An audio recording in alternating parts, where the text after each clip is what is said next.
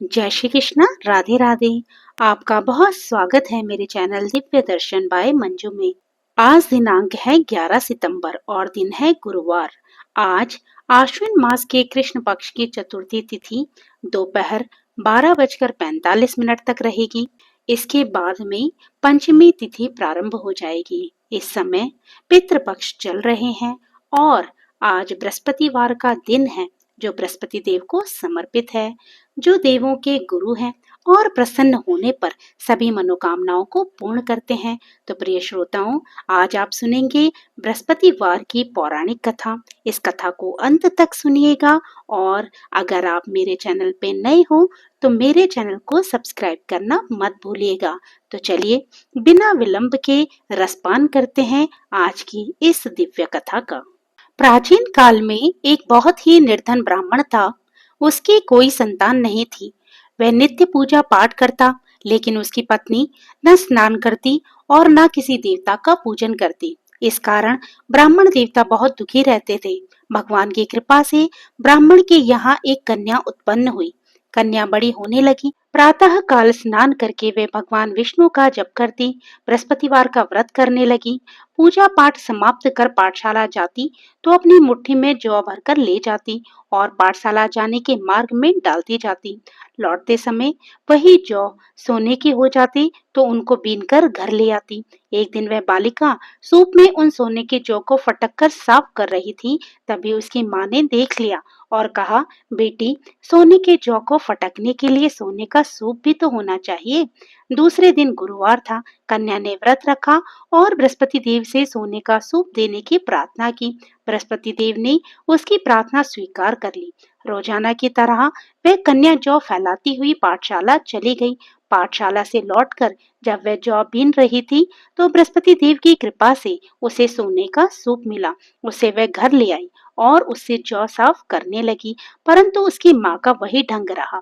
एक दिन की बात है कि कन्या सोने के सूप में जब जौ साफ कर रही थी, उसी समय उस नगर का राजकुमार वहां से निकला। कन्या के रूप को देखकर वह उस पर मोहित हो गया।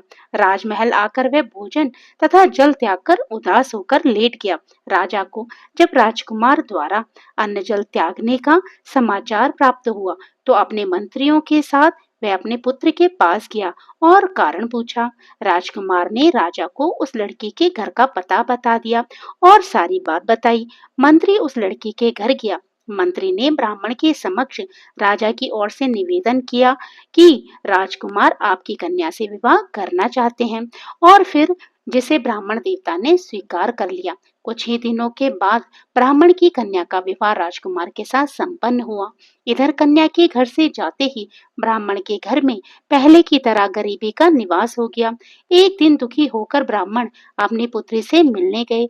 पुत्री ने पिता की अवस्था को देखा और अपनी माँ का समाचार पूछा। ब्राह्मण देवता ने सभी हाल कह सुनाया।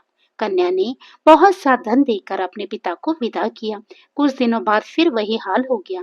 ब्राह्मण फिर अपनी कन्या के यहाँ गया और सभी हाल कह सुनाया तो पुत्री कहने लगी, हे पिताजी, अब की बार आप माताजी को यहाँ लिवा लाओ, मैं उन्हें वह विधि बता दूंगी जिससे गरीबी दूर हो जाए।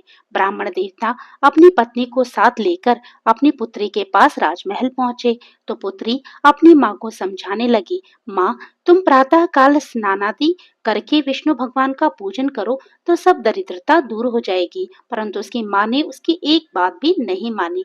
वह तो प्रातःकाल उठकर अपनी पुत्री का बचा जूठन खा लेती थी। एक दिन उसकी पुत्री को बहुत गुस्सा आया। उसने अपनी माँ को एक कोठरी में बंद कर दिया। प्रातः उसे स्नान आदि करा के पूजा पाठ करवाया तो उसकी माँ की बुद्धि ठीक हो गई। इसके बाद वह नियम से पूजा पाठ करने और प्रत्येक बृहस्पतिवार को व्रत रखने लगी। इस व्रत के प्रभाव से मृत्यु के बाद वह स्वर्ग को गई। वह ब्राह्मण देवता भी सुख पूर्वक इस लोक का सुख भोग कर स्वर्ग को प्राप्त हुए। तो कहिए बृहस्पति देव भगवान जी की जय हो, विष्णु भगवान जी की जय हो।